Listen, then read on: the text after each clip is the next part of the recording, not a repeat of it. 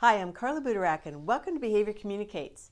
As you think about setting up your classroom or workspace with children, there are some things you may want to consider.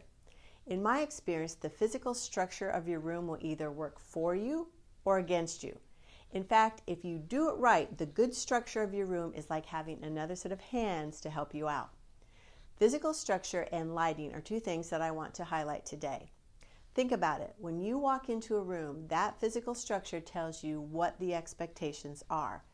When people come to my trainings, they can typically name about 8 or 9 things that my physical structure communicates without me saying a thing. They know where the focus is, they know where they're going to look, they know how many people will be there, they know what they're going to write, they know if they need to sign in, etc. Your classroom needs to visually communicate your expectations as well, because I can tell you that if your room has wide open spaces where children can run, they'll run. And no matter what you say to the contrary all day long, if the room structure says to a child, you can run, you can float around wherever you want, or shout across the room, they will. Keep in mind that the more behaviors you have, the more structure you need. So, how do you do this? You start with how you want to use your room and then begin to create what I call rooms within a room. These are areas not for containment, but for visually giving the impression that space has been created for a specific purpose. You may need a space for your morning meeting, a computer area, a reading corner, independent work areas, a craft or snack table, a direct instruction space with a teacher or an assistant, etc. I've helped many teachers create these spaces with things like bookcases and file cabinets and play kitchen sets and many other things. Students then may be taught that they will be staying in that space until directed, or students are taught to choose alternate seating that is best for his or her learning style. Either way, it's important to communicate to your students what you expect.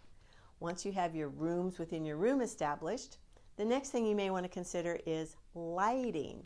The most recent research says that students may want or need one of 3 different kinds of lighting.